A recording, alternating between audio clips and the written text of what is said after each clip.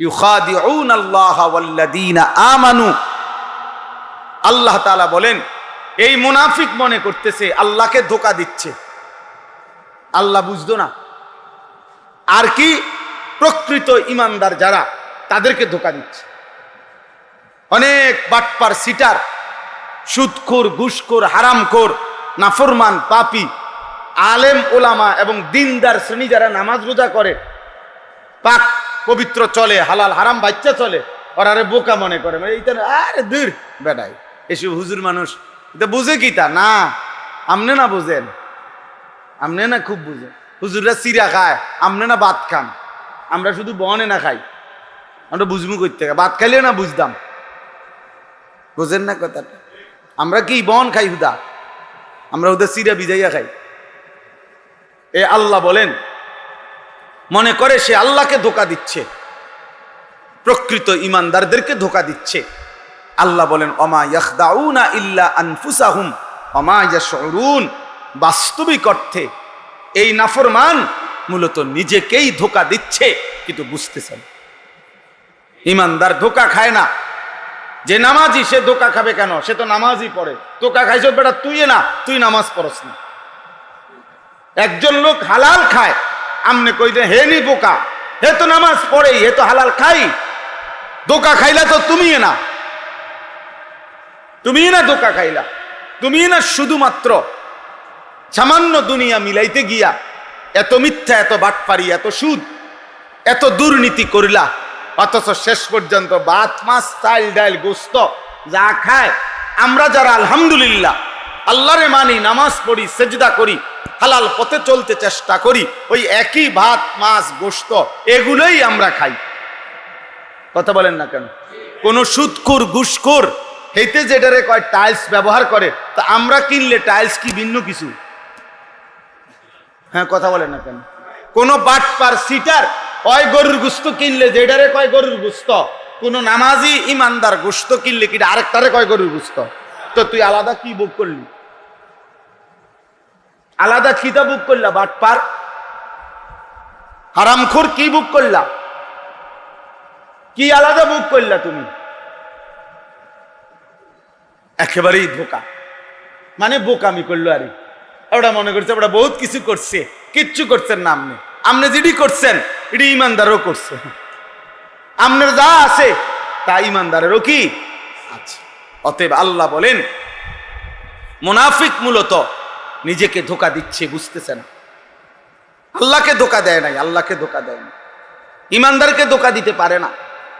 অনেক ছেলে পেলে দেখবেন এক ওয়াক্ত নামাজ পড়ে না, বাবা মা সবাইকে ফাঁকি দেয়। মানে কেউ যেন হেতে মনে করে আমার আব্বাও বোঝে না, আমার মাও বোঝে না, গ্রামের মুরব্বী কেউ বোঝে না, হুজুররা আমি সব বুঝি, কারণ আমি মোবাইল টিপতে জানি, নারী দেখি, ছবি দেখি, উলঙ্গ নাচ দেখি, পাশের রুমে সারা রাত নর্তকীর ছবি দেখি, আমার আব্বাও টের পায় না, মাও টের পায় না। মূলত আসল কথা কি আমি সবসময় বলি, মূলত তোর উপরে ওই নাফরমানের উপরে আল্লাহর লানত পড়ছে দেখা, খোদার গজব করার কারণে গোটা পৃথিবী তোরে দেখে না, সবাই তোর থেকে মুখ ফিরায় নিছে। মূলত তোর দিকে কেউ ফিরাও চায় না, তোর দিকে কেউ থুতুও মারে না, বেটা থুতুও মারে না।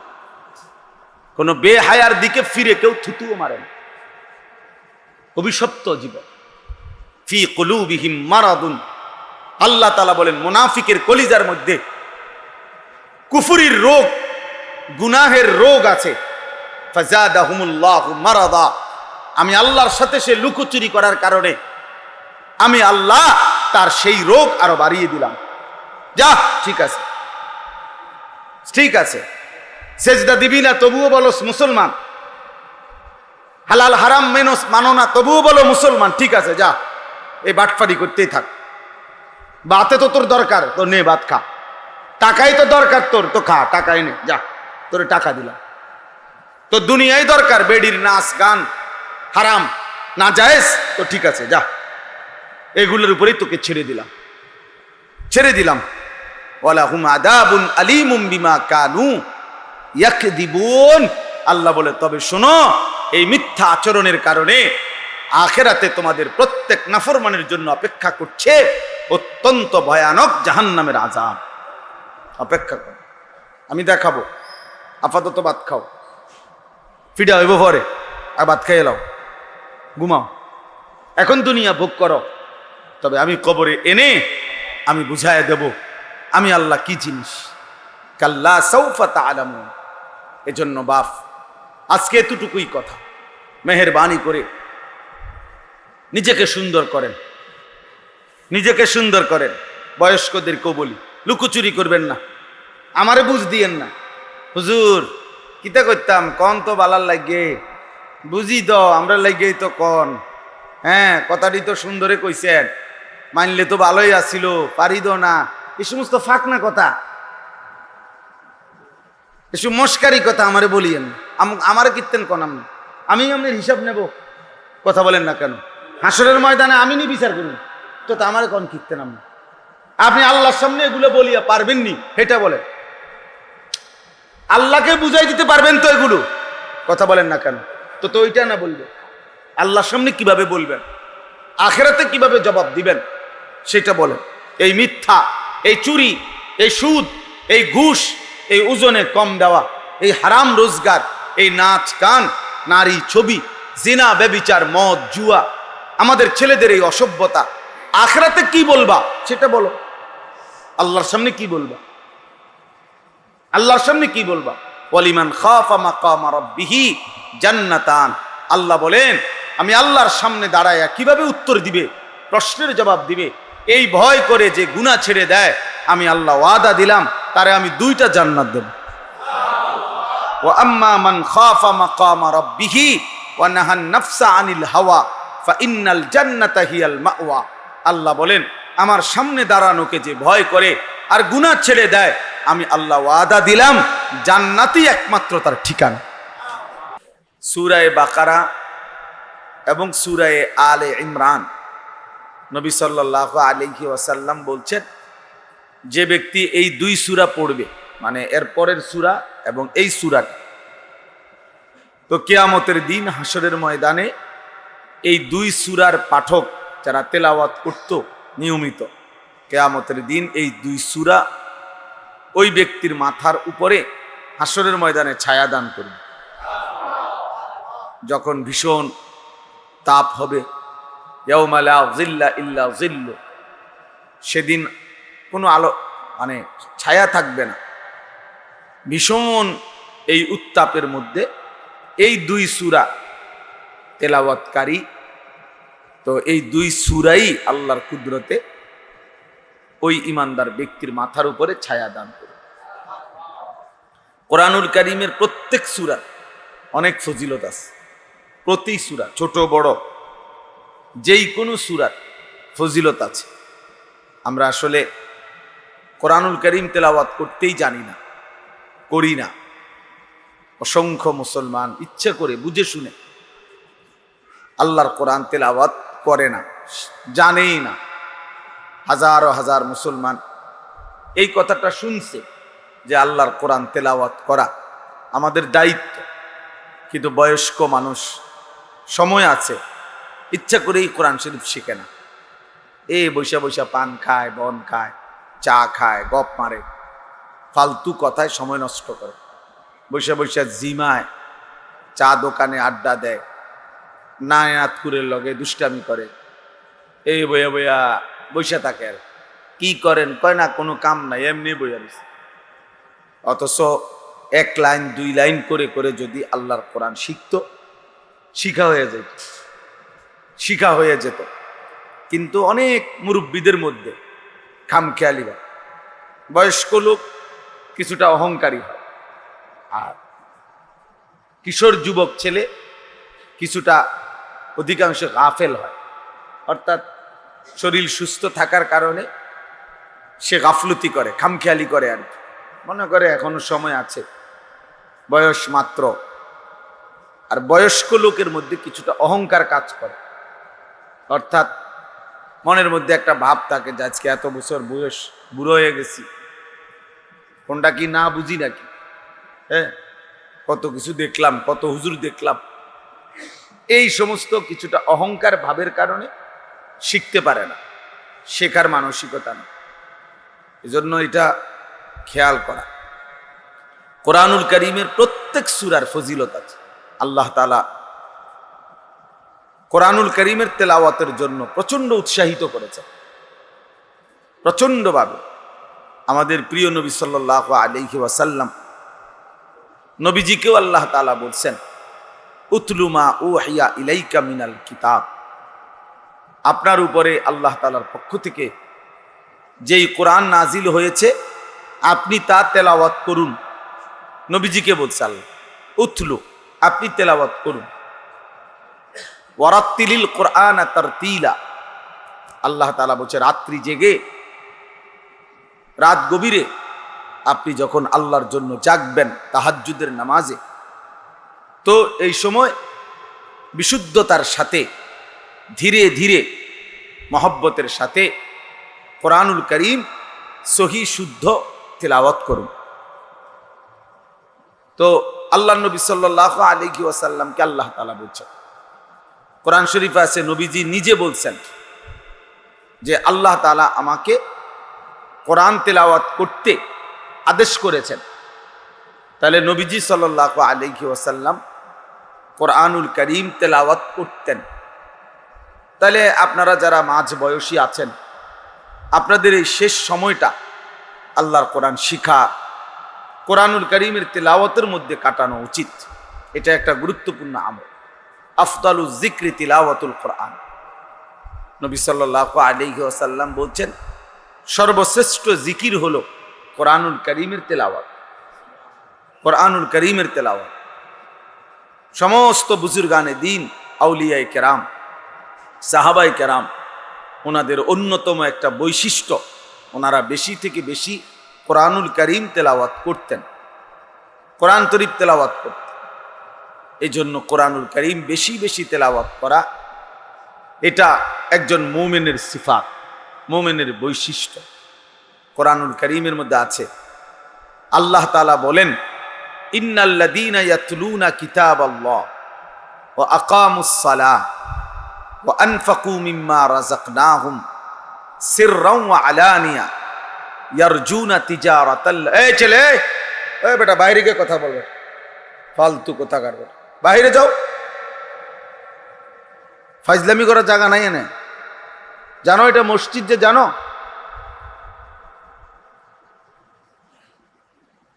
বেওকুফ। আল্লাহ তাআলা বলেন, ইন্নাল্লাযীনা, এই ছেলে হেলান ছাড়ো, বুড়ো হয়ে গেছো নাকি? ছাড়ো, হেলান ছাড়ো, সামনে আসো, আরো সামনে আসো। একজন, এই হেলান ছাড়েন আপনারা, বয়স্ক বুড়া মানুষের হেলান দিবে, জোয়ান মানুষের হেলানের দরকার কি? ছাড়েন, হেলান ছাড়েন। ভাইয়া আপনি একটু আগে আসেন, এটা তো মসজিদ, এটা আদবের জায়গা। খামখেয়ালি না, বয়স্ক লোক ঠিক আছে, ওনার ক্লান্তি থাকতে পারে, দুর্বলতা থাকতে পারে। 20-25 বছরের পোলাপানের হাঁটা চলা দেখলে মনে হয় বুড়া, 200 বছরের বুড়া। গুনাহের কারণে অসংখ্য ছেলে পেলের চেহারা দেখলেই বোঝা যায় দুর্বল, যে শুধু গুনাই করে, শুধু মূলত স্বতঃস্ফূর্ততা, উদ্যমতা নাই, গুনাহের প্রতি শুধু আগ্রহ, এতটুকুই। দিন রাত ছবি দেখে, নারী দেখে, মোবাইল টিপে, একখানে একখানে কোনা কানা সিফা সাফার মধ্যে বসে থাকে।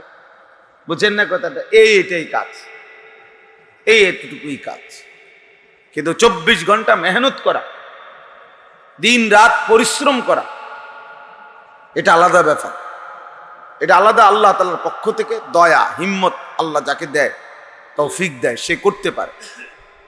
আমাদের প্রিয় নবী সাল্লাল্লাহু আলাইহি ওয়াসাল্লাম 5 ওয়াক্ত নামাজের পরে দোয়া করতেন, আল্লাহুম্মা ইন্নী আউযু বিকা মিনাল আজজি ওয়াল কাসাল। এটা একটা দোয়া ছিল নবীজি। আয় আল্লাহ, আমি আপনার কাছে দুর্বলতা এবং অলসতা থেকে পানাহ চাই। কাসাল মানে হলো অলসতা, দুর্বলতা থেকে পানাহ চাই। এমনি শরীর চলে না, কি ভাল লাগে না, কি লেগে ভাল লাগে, এমনি ভাল লাগে না, এমনি ভাল লাগে না, গীতা ভাল লাগে না। আরে আসল কথা হলো শয়তান ইবলিস তারে এইভাবে আটকায় রাখছে যে কোনো নেক কাজের প্রতি কোনো আগ্রহ, প্রেরণা জাগে না। এটা মনে রাখবে, নেক কাজের প্রতি আগ্রহ না জাগা এটা অলসতা। এটা লানত, এটা অভিশাপ।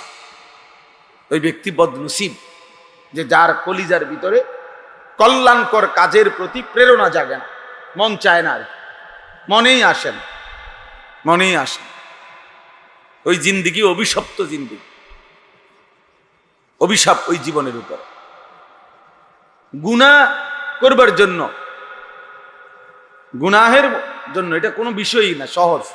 কারণ নফস তো চাই গুনাহ করাই, শয়তান তো চাই গুনাহ করাই, মনের চাহিদাই তো চায় গুনাহ করাই। তো কাজেই জোয়ারের সাথে ভেসে যাওয়া এ তো সহজ, সহজ না। মানে যেখান দিয়ে জোয়ার, এখানে একটা কিছু দিলে এটা ভাইসা যাবে দূরে, এটা তো একদম সহজ বিষয়। এটা আমনে হুঁদনের কিছু নেই, এটা আমনে কিন্তু ঠেলা দনের কিছু নেই। এটা এমনি জোয়ারের মুখে রেখে দিলে অটোমেটিকলি এটা কি হয়ে যাবে, ভাইসা যাবে।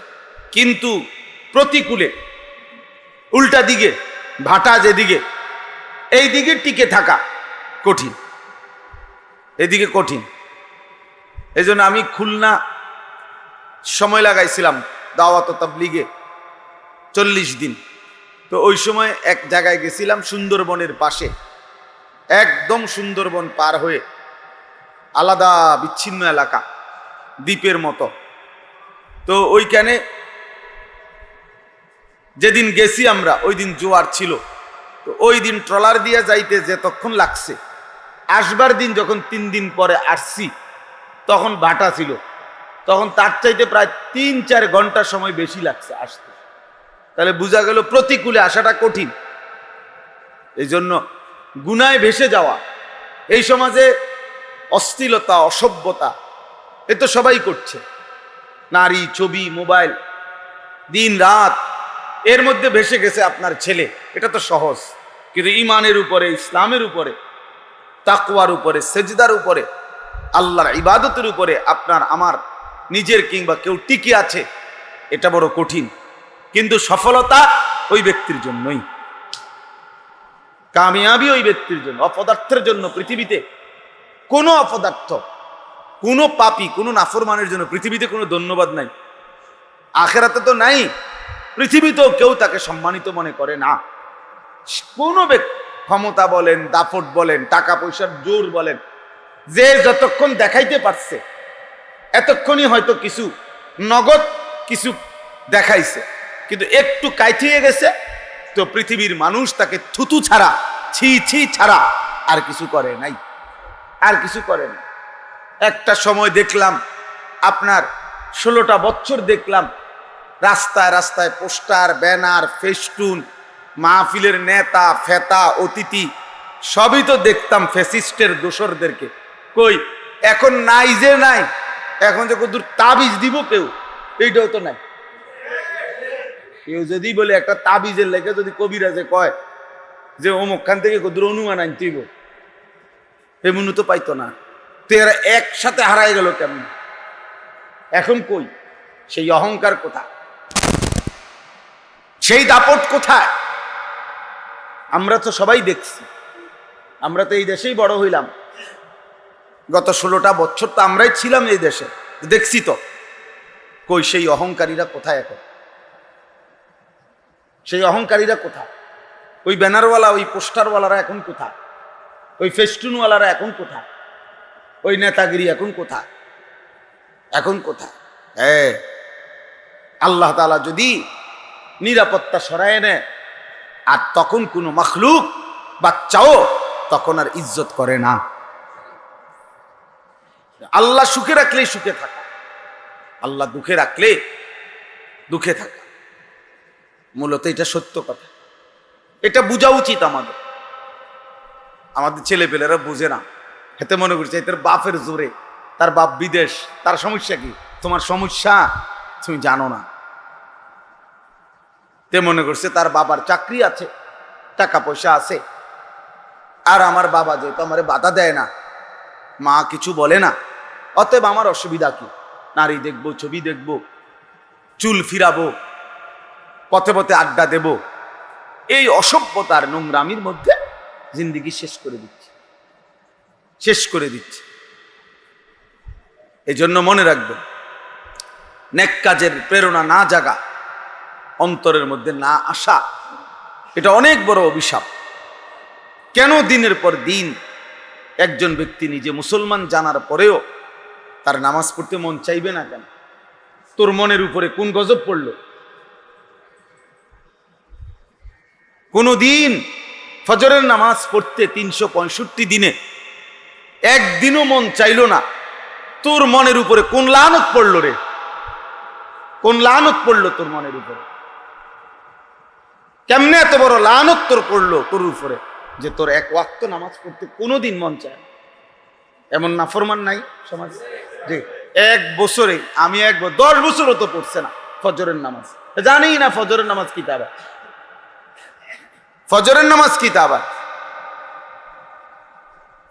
তাহলে কি পরিমাণ অভিশাপ তার কলজাটার মধ্যে, আল্লাহর লানত তার উপরে, নাই তো কি? কোরআন শরীফ স্পষ্ট আছে, সেজদা না দিলেই লানত পড়ে। ইবলিস সেজদা দেয় নাই, আল্লাহ তাআলা কি দিছে? তাকে লানত দিছে। ওয়া ইন্না আলাইকা লানাতা ইলা ইয়াউমিদ্দিন। ইবলিস সেজদা দিলা না, কিয়ামত পর্যন্ত তোর উপরে আমি আল্লাহর লানত। কোরআন শরীফের আয়াত। তাহলে যে সেজদা দেয় না তার উপরে আল্লাহর লানত।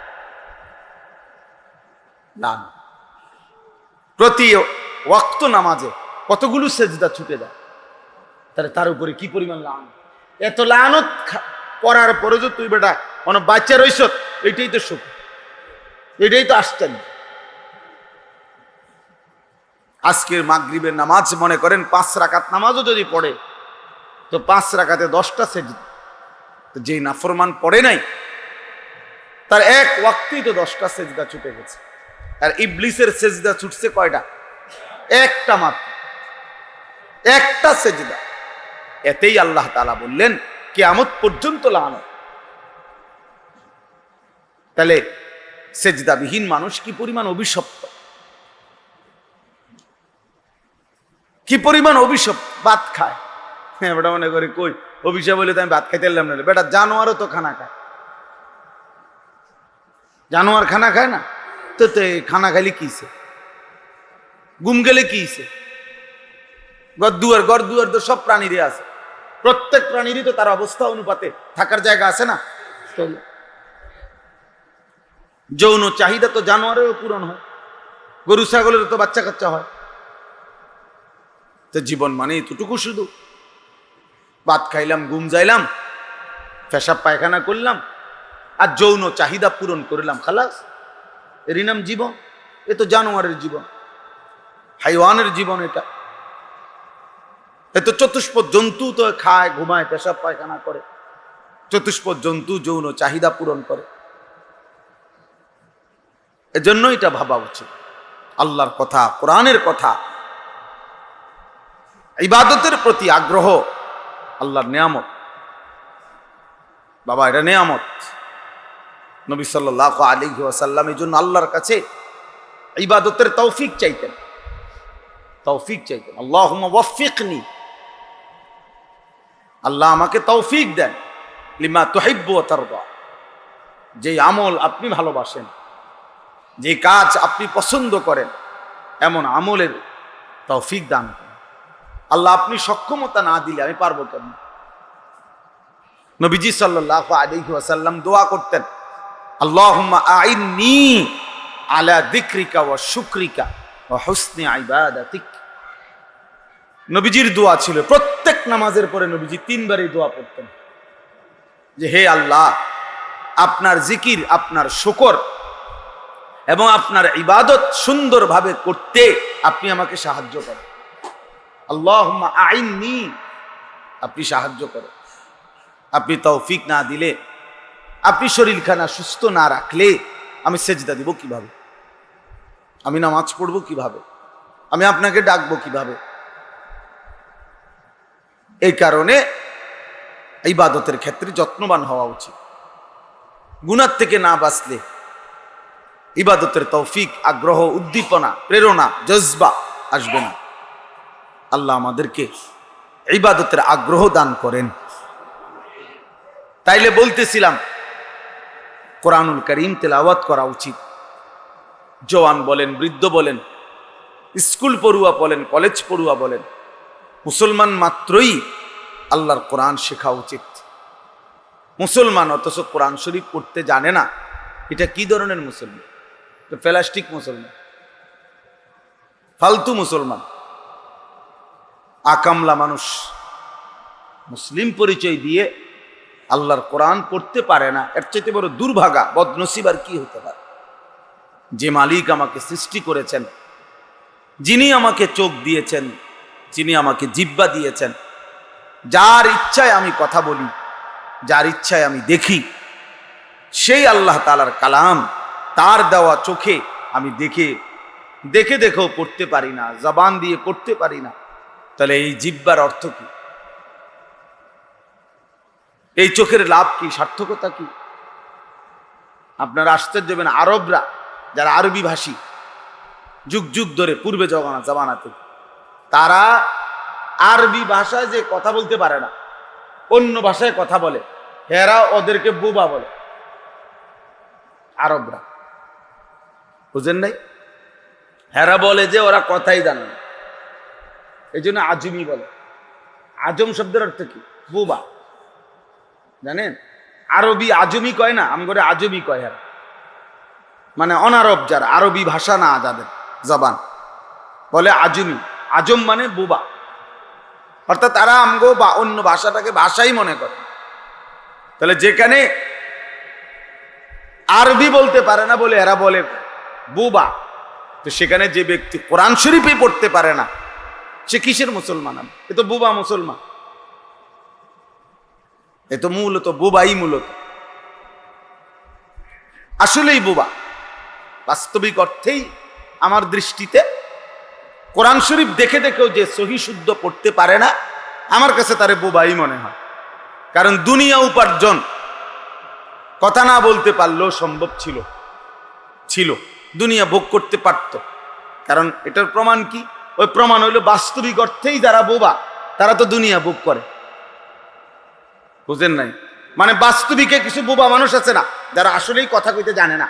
তো হে কি ভাত খায় না, হে ঘুম যায় না, হে পেশাব পায়খানা করে না, হের যৌন চাহিদা পূরণ হয় না, তো বুবা মানুষও তো বিয়া করে, বুবা মানুষেরও তো বাচ্চা কাচ্চা হয়, বুবা মানুষেরও তো বিল্ডিং হয়, তো বুবা মানুষও তো আয় রোজগার করে। তো তাহলে কি সমস্যা হয়েছে? দুনিয়া ইনকাম করতে, দুনিয়া ভোগ করতে তার অসুবিধা কি হয়েছে? বলেন না কেন? তার সমস্যা কি হয়েছে বলেন তো? সে তো দুনিয়া ভোগ করছে, তাহলে তো বোঝা গেল কথা না বলেও কি বলা যাইতো, দুনিয়া ভোগ করা যেত। তাহলে কথা বলার সার্থকতাই তো কি? আল্লাহ তাআলা জবানে কথা বলার যোগ্যতাই দিয়েছেন এক নম্বরে আল্লাহর কালাম পড়ার জন্য। এই যে এটার প্রমাণ কি? প্রমাণ সূরা আর রহমান। সূরা আর রহমানের মধ্যে আল্লাহ বলছে, আর রহমান আল্লামাল কোরআন। রহমান মানে আল্লাহ, রহমান তো আল্লাহর নাম না। আল্লামাল কোরআন, যিনি কোরআন শিখিয়েছেন। এরপরে আল্লাহ বলে খালাকাল ইনসান, যিনি মানুষকে সৃষ্টি করেছেন। আল্লামাহুল বায়ান, এবং সেই মানুষকে কথা বলার যোগ্যতা দিয়েছেন। যিনি মানুষকে সৃষ্টি করেছেন, কথা বলার যোগ্যতা দিয়েছেন, এর আগে বলছে যিনি কোরআন শিখিয়েছেন। তাহলে অর্থ হলো, তাফসীরের মধ্যে লিখছে, আরবি ভাষার একটা নিয়ম, এটা বাংলা ভাষাতেও আছে। অর্থাৎ মানুষ যে কথায় গুরুত্ব দিতে চায় সে কথা প্রথম বলে। তো আল্লাহ তাআলা কোরআনের তালিম, এটার গুরুত্ব বুঝাবার জন্য মানুষ সৃষ্টি করেছেন এই কথা পরে কইছেন, আগে বলছেন কোরআন শিখাইছেন। অথচ স্বাভাবিক চিন্তা করলে আপনিও বুঝবেন রিয়েল হবে, আগে মানুষকে সৃষ্টি করেছেন, কথা বলার যোগ্যতা দিয়েছেন, এরপরে না কোরআন শিখাইবেন। মানুষ না বানাইয়া কোরআন পড়াবো কারে? বুঝেন না কথা? তা অথচ আল্লাহ বললেন কি? আর রহমান আল্লামাল কোরআন, আল্লাহ যিনি কোরআন শিখিয়েছেন। খালাকাল ইনসান, যিনি মানুষ সৃষ্টি করেছেন। তো আগে কোরআন শরীফ শিখাইয়া এরপরই মানুষের বানাইছে। বোঝেন নাই কথা? এরপরই মানুষের বানাইছে। মানুষের সৃষ্টি যদি না হয় তো কোরআন শিখাইব কেমন? এবারে মানুষ তো হইতেইব আগে। তাহলে হিসাবে তো দরকার ছিল আগে কথা বলা যে আর রহমান খালাকাল ইনসান আল্লামাল কোরআন।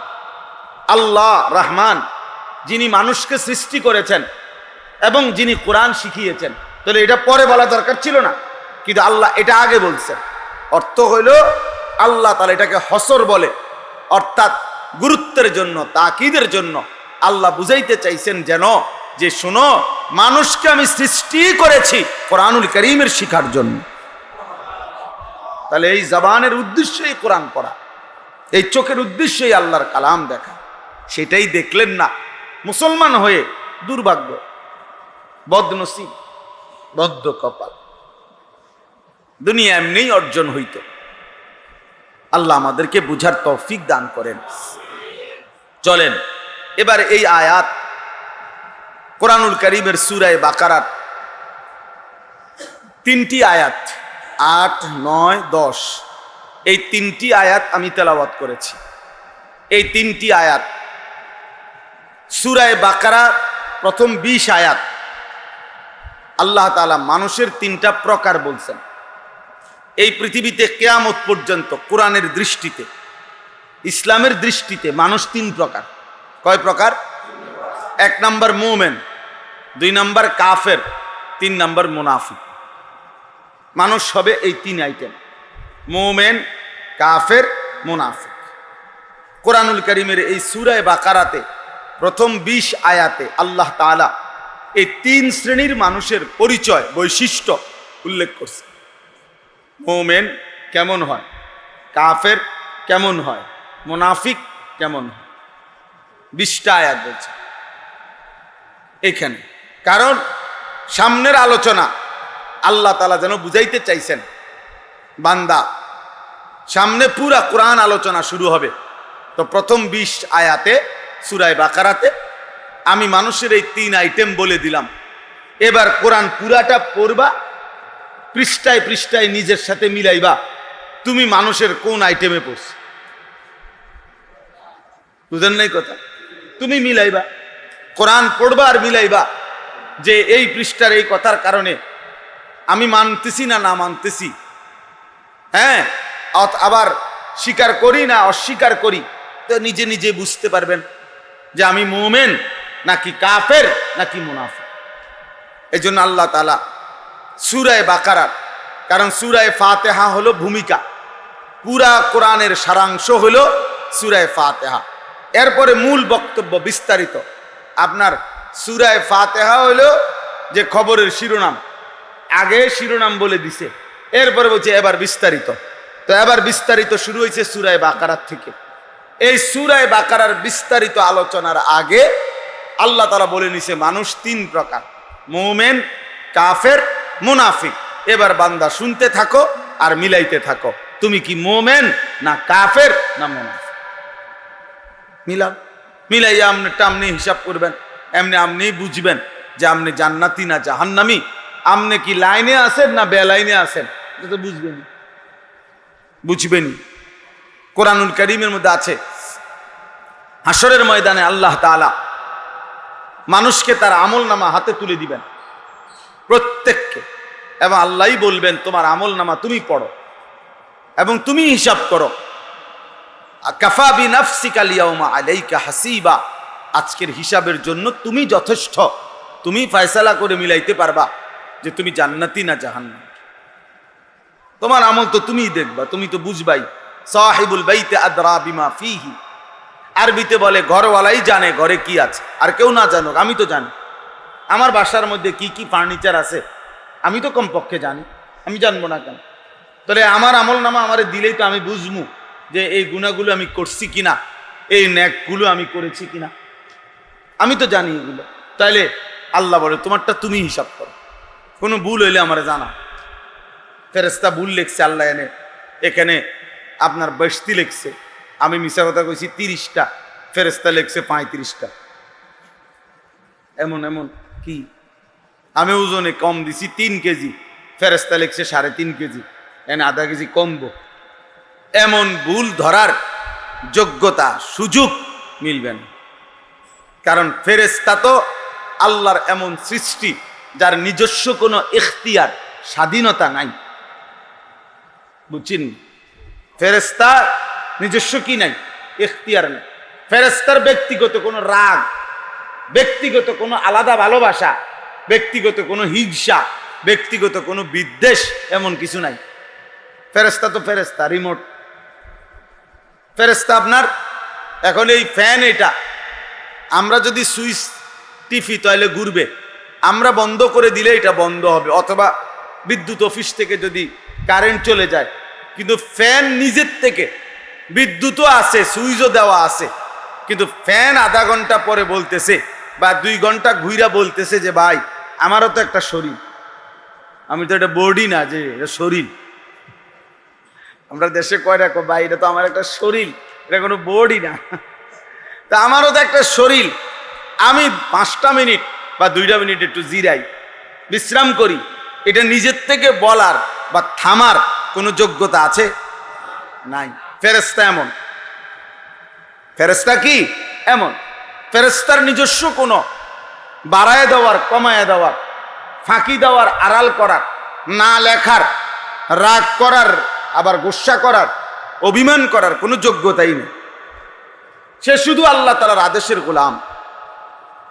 লা ইয়াসুনাল্লাহ মা আমারাহুম ওয়া ইয়াফআলুনা মা ইউমারুন। আল্লাহ বলেন ফেরেশতাদের বিষয়ে যে আল্লাহর আদেশ তারা বিরুদ্ধাচরণ করে না, এবং আল্লাহ যা করতে বলেছেন তাই তারা 24 ঘন্টা করতে থাকে। ফেরেশতা আশ্চর্য হবেন, ফেরেশতার বৈশিষ্ট্য হলো যাকে আল্লাহ যেটা বলে দিছে সে শুধু এটাই করে, এটাই জানে, এটাই বোঝে, এর ভিন্ন কিছু সে জানেই না। অর্থাৎ এই ফেরেশতাকে আল্লাহ বলে দিছে তুমি সুবহানাল্লাহ পড়ো, বলেন এইটাই। এখন কিয়ামত পর্যন্ত আরো কোনো বাক্য দিয়ে যে আল্লাহরে ডাকা যায়, এই ফেরেশতার এই যোগ্যতাই নেই। ও বেটা শুধু সুবহানাল্লাহ পড়ো, এইটাই ফেরেশতারা বলছে লা ইলমা লানা ইল্লা মা আল্লামতানা, যে আল্লাহ আপনি আমগরে যারে যেটা শিখাইয়া দিছেন এর বেশি আমরা অতিরিক্ত কিছুই জানি না, আমরা জানি না। আপনি তো এখন বলতেছেন আদমের সামনে সব কিছুর নাম আমরা বলতাম, আমরা তো জানি না, আমরা জানবো কোত্থেকে? আমাদের জ্ঞান তো একদমই সীমাবদ্ধ। আপনি আমাকে যারে যেদূর যেটা বলছেন এইটাই আমরা শুধু জানি, এর ব্যতিক্রম কিছু জানি না, এর অতিরিক্ত কিছু জানি না। তাহলে সেই ফেরেশতা 24 ঘন্টা লিখছে, কোনো ফাঁকি নাই, কোনো ফাঁকি নাই, 1 সেকেন্ড আড়াল হবে না।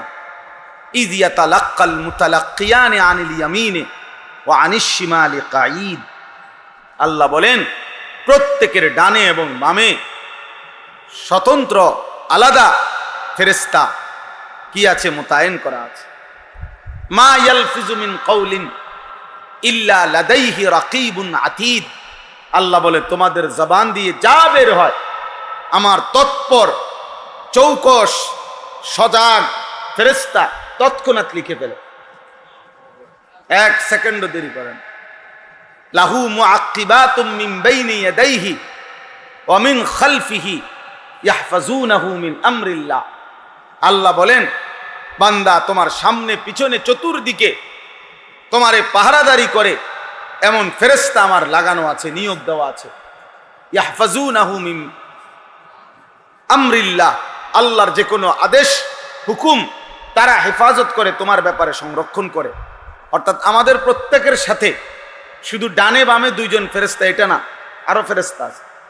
ডানে বামে 2 জন ফেরেশতা তো লিখার আলাদা, আবার আমাদের এই জবানের কথা লিপিবদ্ধ করার জন্য আরেকজন ফেরেশতা আলাদা, উনি শুধু আমাদের কথাগুলো লিখে, আবার আমাদের চারদিকে আমাদেরকে হেফাজত করে, সংরক্ষণ করে। হ্যাঁ, এরকম আবার ফেরেশতা আছে। আমরা যে ঘুমাই আমাদের নাক তো খোলা থাকে, এই নাক দিয়ে যদি অহরহ ফুক ঢোকে, আমরা যে ঘুমাই আমাদের কান তো কি থাকে? খোলা থাকে। এই কান দিয়ে যদি বিষাক্ত কোনো পোকা ঢোকে, আমার বাঁচবেন কেমন? আপনি কান তারে লাগাইয়া কেমনে শুইবেন? নাক বন্ধ করে শুইবেন কিভাবে? আপনি নিঃশ্বাস আসা যাওয়া করবে কেমন? তো আল্লাহর পক্ষ থেকে ফেরেশতা ইয়াহফাজুনাহু হেফাজত করে। আল্লাহ বলছে তোমাদের চারিদিকে ফেরেশতা আছে আমি আল্লাহর পক্ষ থেকে। ওরা তোমাকে আমার আল্লাহর আদেশ যার ব্যাপারে যেটা, সেইটা দায়িত্ব পালন করে। বুঝছেন না কথা? আল্লাহ যখন বলে দেয় তার নাক তার চোখের দিকে খেয়াল রাখো, তার কানের দিকে খেয়াল রাখো, ঘুমন্ত এই অবস্থায় আমার বান্দার চোখে নাকে কানে যেন কিছু না ঢোকে, তো এই ফেরেশতা খেয়াল রাখে। এই ফেরেশতা পাহারাদারি করে, পাহারাদারি করে।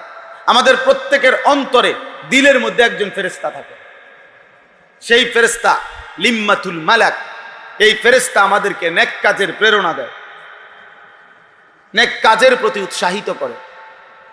এটা আলাদা ফেরেশতা, এরকম আলাদা ভাবে, নাহলে আল্লাহ তাআলার কোটি কোটি ফেরেশতা কি কাম করে?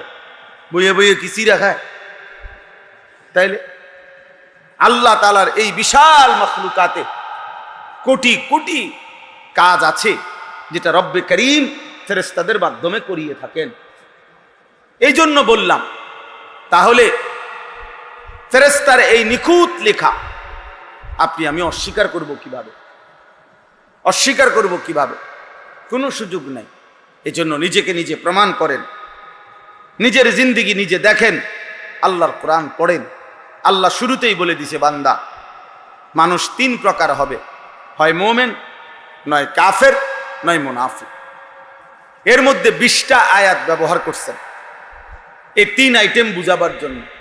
আবার এই তিন আইটেম বুঝাবার জন্য আলাদা আলাদা 3টা সূরাও নাজিল করছেন।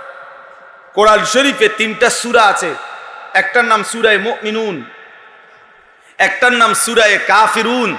এটা অনেকেই পারেন, ছোট সূরাটা, কুল ইয়া আইয়ুহাল কাফিরুন লা আ'বুদু মা তা'বুদুন, এই সূরা। আরেকটা আছে সূরায়ে মুনাফিকুন। তাহলে মুমিনদের নামে আলাদা সূরা আছে, কাফেরদের নামে আলাদা সূরা আছে, মুনাফিকের নামে আলাদা সূরা আছে।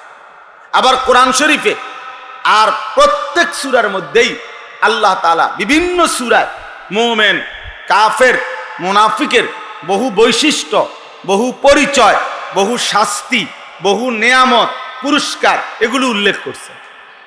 তাহলে কোরআনুল কারীমের মধ্যে পৃষ্ঠায় পৃষ্ঠায়, পাতায় পাতায় এই 3 শ্রেণীর আলোচনা। কোথাও শুনবেন মুমিনের আলোচনা, কোথাও কাফেরের আলোচনা, কোথাও মুনাফিকের আলোচনা, এই 3 শ্রেণীর আলোচনা।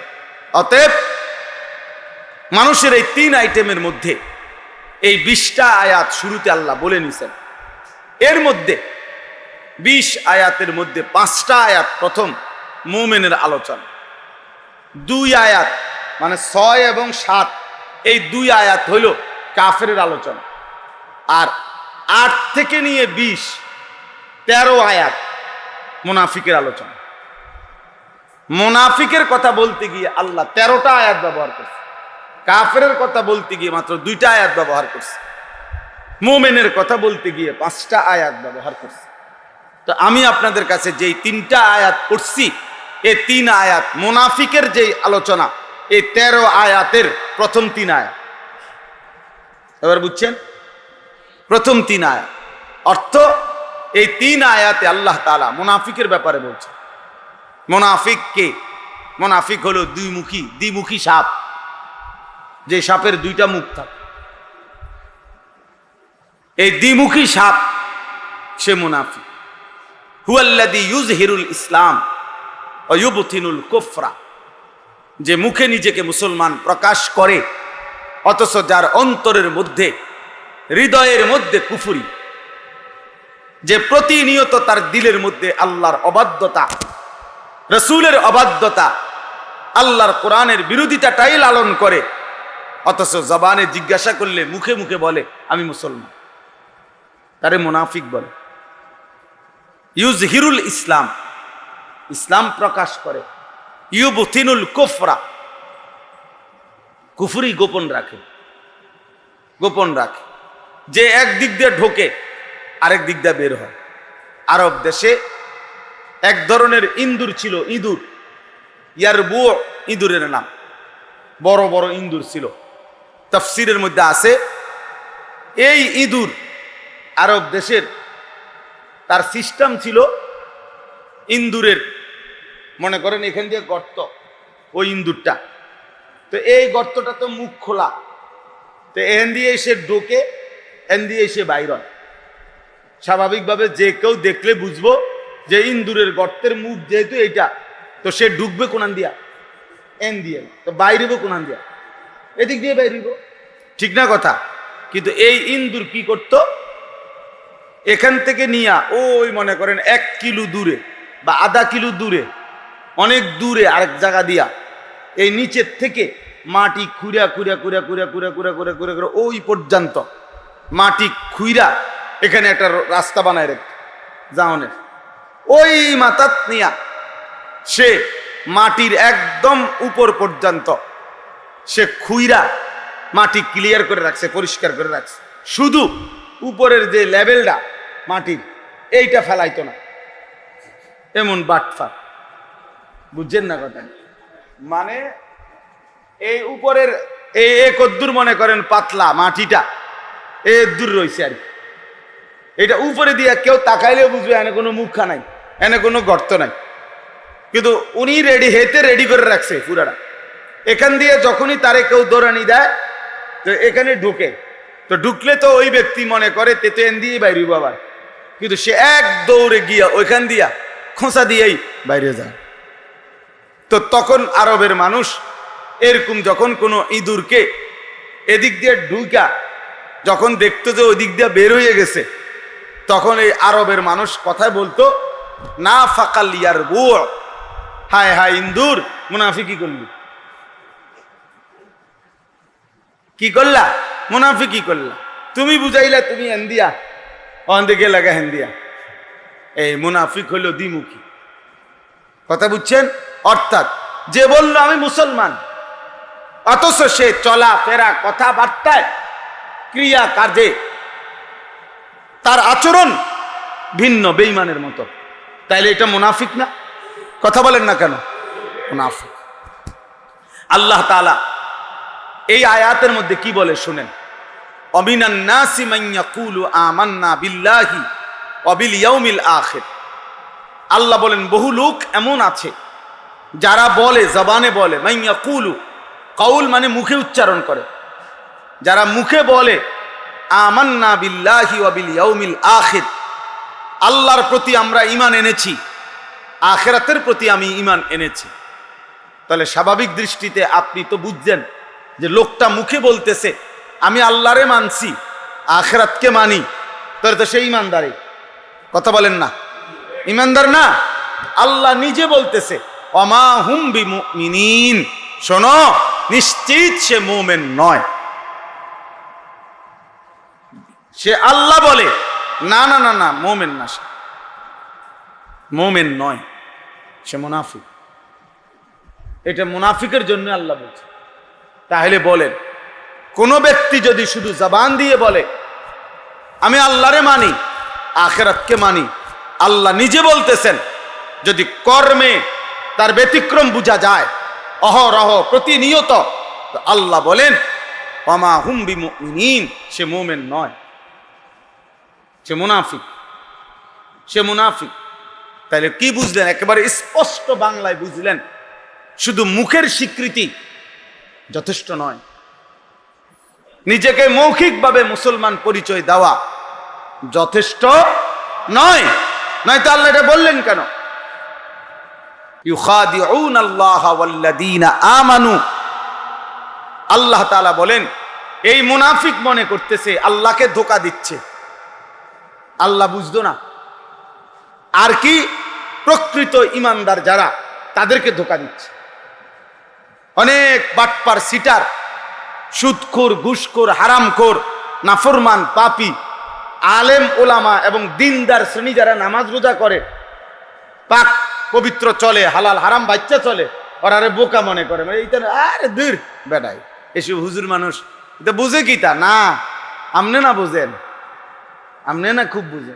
হুজুররা চিরা খায়, আমনে না ভাত খান, আমরা শুধু বনে না খাই, আমরা বুঝবো করতে, ভাত খাইলে না বুঝতাম, বুঝেন না কথাটা? আমরা কি বন খাই হুদা, আমরা হুদা চিরা ভিজাইয়া খাই। এ আল্লাহ বলেন মনে করে সে আল্লাহকে ধোঁকা দিচ্ছে, প্রকৃত ঈমানদারদেরকে ধোঁকা দিচ্ছে। আল্লাহ বলেন ওমা ইয়াখদাউনা ইল্লা আনফুসাহুম ওমা ইয়াশউরুন, বাস্তবিক অর্থে এই নাফরমান মূলত নিজেকেই ধোঁকা দিচ্ছে, কিন্তু বুঝতেছেন। ইমানদার ধোঁকা খায় না। যে নামাজি সে ধোঁকা খাবে কেন? সে তো নামাজই পড়ে। ধোঁকা খাইছ বেটা তুই না, তুই নামাজ পড়স না। একজন লোক হালাল খায়, আমনে কই দে হে নি বোকা, হে তো নামাজ পড়ে, হে তো হালাল খাই। ধোঁকা খাইলা তো তুমি না, তুমি না ধোঁকা খাইলা, তুমি না শুধুমাত্র সামান্য দুনিয়া মিলাইতে গিয়া এত মিথ্যা, এত বাটপারি, এত সুদ, এত দুর্নীতি করিলা, অথচ শেষ পর্যন্ত ভাত মাছ চাল ডাল গোস্ত যা খায় আমরা যারা আলহামদুলিল্লাহ আল্লাহরে মানি, নামাজ পড়ি, সেজদা করি, হালাল পথে চলতে চেষ্টা করি, ওই একই ভাত মাছ গোস্ত এগুলোই আমরা খাই। কথা বলেন না কেন? কোন সুদখোর ঘুষখোর হেইতে যেটারে কয় টাইলস ব্যবহার করে, তা আমরা কিনলে টাইলস কি ভিন্ন কিছু? হ্যাঁ, কথা বলেন না কেন? কোন বাটপার সিটার কয় গরুর গোস্ত কিনলে যেটারে কয় গরুর গোস্ত, কোন নামাজি ইমানদার গোস্ত কিনলে কি আরেকটারে কয় গরুর গোস্ত। তো তুই আলাদা কি বুক করলি?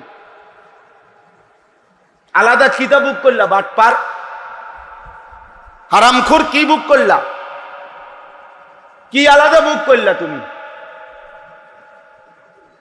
একেবারেই ধোকা, মানে বোকামি করলো। আরে ওটা মনে করছে ওটা বহুত কিছু করছে, কিচ্ছু করছেন না। আপনি আপনি যেটি করছেন এটি ইমানদারও করছে। আপনার যা আছে তা ইমানদারেরও কি আছে।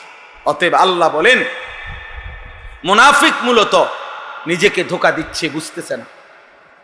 আল্লাহকে ধোকা দেয় নাই, আল্লাহকে ধোকা দেয় না, ইমানদারকে ধোকা দিতে পারে না। অনেক ছেলে পেলে দেখবেন এক ওয়াক্ত নামাজ পড়ে না, বাবা মা সবাইকে ফাঁকি দেয়। মানে কেউ যেন হেতে মনে করে আমার আব্বাও বোঝে না, আমার মাও বোঝে না, গ্রামের মুরব্বী কেউ বোঝে না, হুজুররা আমি সব বুঝি, কারণ আমি মোবাইল টিপতে জানি, নারী দেখি, ছবি দেখি, উলঙ্গ নাচ দেখি, পাশের রুমে সারা রাত নর্তকীর ছবি দেখি, আমার আব্বাও টের পায় না, মাও টের পায় না। মূলত আসল কথা কি আমি সবসময় বলি, মূলত তোর উপরে ওই নাফরমানের উপরে আল্লাহর লানত পড়ছে দেখা, খোদার গজব পড়ার কারণে গোটা পৃথিবী তোরে দেখে না, সবাই তোর থেকে মুখ ফিরায় নিছে। মূলত তোর দিকে কেউ ফিরাও চায় না, তোর দিকে কেউ থুতুও মারে না, বেটা থুতুও মারে না।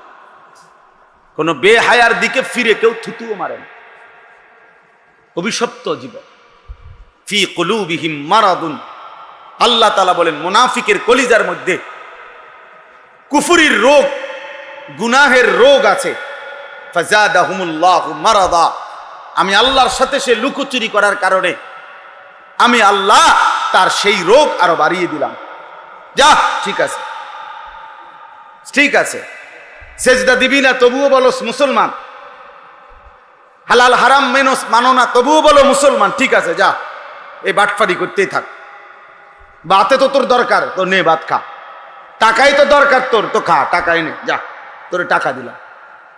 তো দুনিয়ায় দরকার, বেডির নাচ গান হারাম না জায়েজ, তো ঠিক আছে যা, এগুলোর উপরেই তোকে ছেড়ে দিলাম, ছেড়ে দিলাম। ওয়ালাহুম আযাবুন আলীমুম বিমা কানু ইয়াকযিবুন, আল্লাহ বলে তবে শোনো, এই মিথ্যা আচরণের কারণে আখিরাতে তোমাদের প্রত্যেক নাফরমানের জন্য অপেক্ষা করছে অত্যন্ত ভয়ানক জাহান্নামের আযাব। অপেক্ষা কর, আমি দেখাবো। আপাতত ভাত খাও, ফিডা হইব পরে, আর ভাত খাইয়ে লাও, ঘুমাও। এখন দুনিয়া ভোগ করো, তবে আমি কবরে এনে আমি বুঝাইয়া দেব আমি আল্লাহ কি জিনিস। কাল্লা সাউফা তা'লামুন। এজন্য বাপ আজকে এতটুকুই কথা, মেহেরবানি করে নিজেকে সুন্দর করেন, নিজেকে সুন্দর করেন। বয়স্কদেরকেও বলি লুকোচুরি করবেন না, আমারে বুঝ দিয়েন না। হুজুর কিতা করতাম কন তো বালার লাগে, বুঝি তো আমরা লাগেই তো কন। হ্যাঁ কথাটি তো সুন্দরে কইছেন, মানলে তো ভালোই আসছিল, পারিদ না, এই সমস্ত ফাঁক না কথা, এসব মস্কারি কথা আমারে বলিয়েন। আমারে কীর্তেন কন, আমি আপনার হিসাব নেব। কথা বলেন না কেন? হাসরের ময়দানে আমি নি বিচার করুন, তো আমারে কন কীর্তেন আপনি আল্লাহর সামনে এগুলো বলিয়া পারবেননি, এটা বলেন। আল্লাহকে বুঝাই দিতে পারবেন তো এগুলো? কথা বলেন না কেন?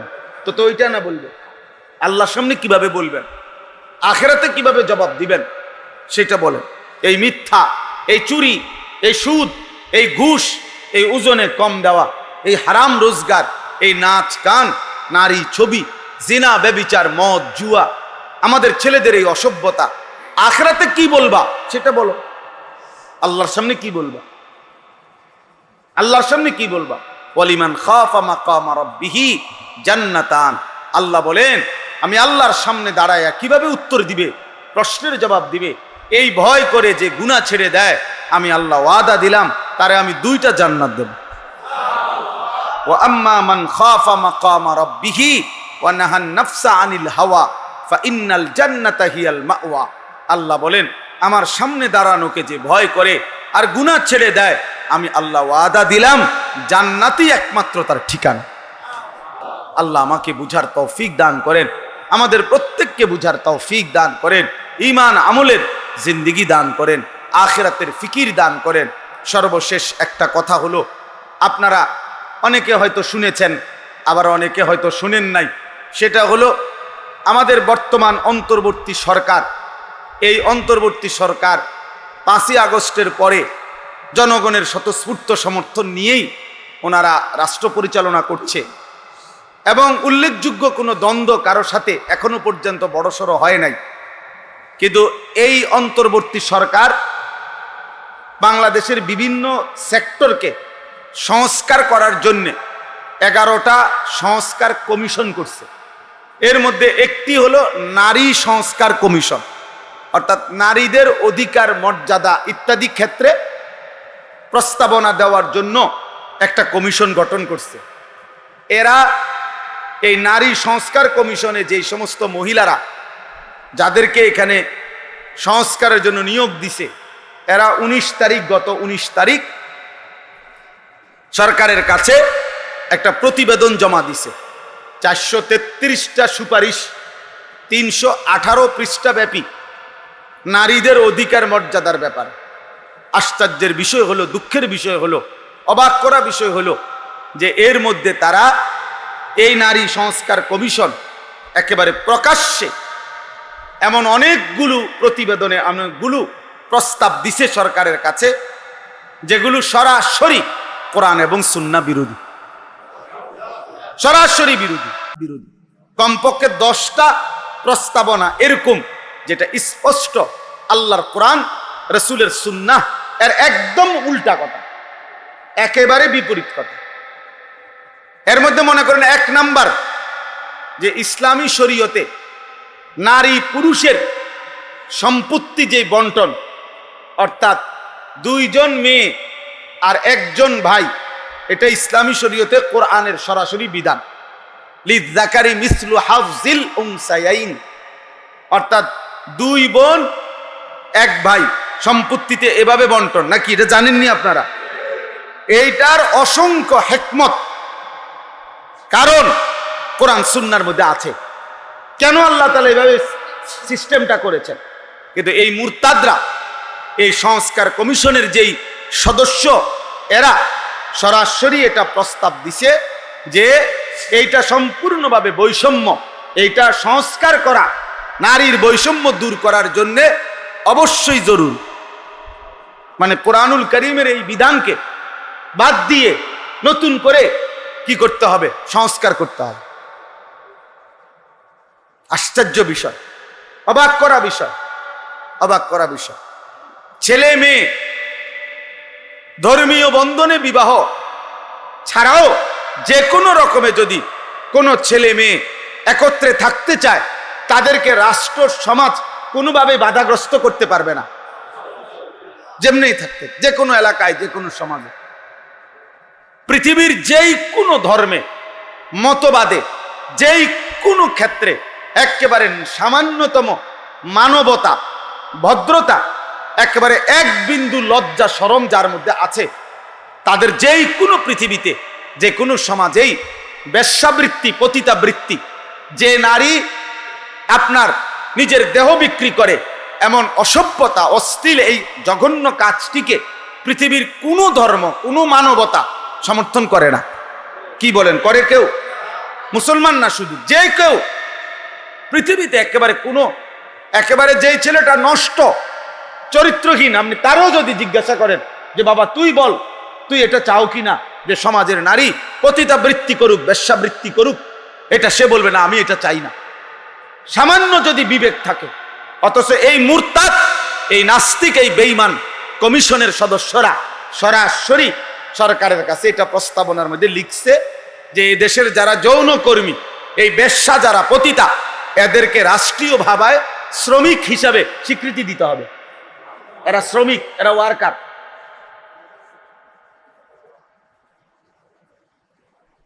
এরপরে এদের ঈমান আছে একথা বলার কোন সুযোগ আছে? আরো অনেকগুলো আছে, এরকম আরো অনেক আছে। এরকম প্রকাশ্য ইসলাম বিরোধিতা, কোরআনের বিরোধিতা। এই সময়ে আইসা রীতিমতো আশ্চর্য আমরা, মানে অবাক অবাক। যেখানে ফ্যাসিস্টকে তাড়ানো হইল, জালেমকে দৌড়ানো হইল, সেখানে এরপরে এত বড় জালেম কেমনে থাইকা গেল? এগুলো রইল কোন ফাঁকি দিয়া? চিন্তা করে দেখুন, এত বড় জঘন্য মুরতাদ বাংলাদেশে থাকলো কিভাবে? এই জন্য এইটা একটি গুরুত্বপূর্ণ বিষয়, অত্যন্ত গুরুত্বপূর্ণ বিষয়। এই জন্য এদেশের লক্ষ কোটি ওলামায়ে কেরাম, তৌহিদি মুমিন জনতা সর্বস্তরে ঘৃণা ভরে এই নারী সংস্কার কমিশনের এই প্রস্তাবনাকে প্রত্যাখ্যান করেছে। এবং আমরাও প্রত্যেক দিন এটা ইনশাআল্লাহ বলে যাব, বলছি যে এইটার মধ্যে, এই কমিশনের এই প্রতিবেদনে আমরা ঘৃণা ভরে থুতু মারলাম। আমরা এমন কোরআন বিরোধী, ইসলাম বিরোধী, সুন্নাহ বিরোধী কোন কমিশনের কোন রিপোর্ট, কোন আইন বাংলাদেশের জমিনে বাস্তবায়ন হতে দেওয়া হবে না, হবে না, ইনশাআল্লাহ হবে না। এরা জানে না যে যেই জনতা, যেই কিশোর নওজোয়ান, যেই যুব সমাজ একবার ফ্যাসিস্ট জালেমকে পলায়ন করতে বাধ্য করেছে, আরেকবার তারা প্রয়োজনে ইসলামের জন্য আরেকবার যুদ্ধ হবে ইনশাআল্লাহ। আবার বাংলাদেশে যুদ্ধ হবে ইচ্ছা করে।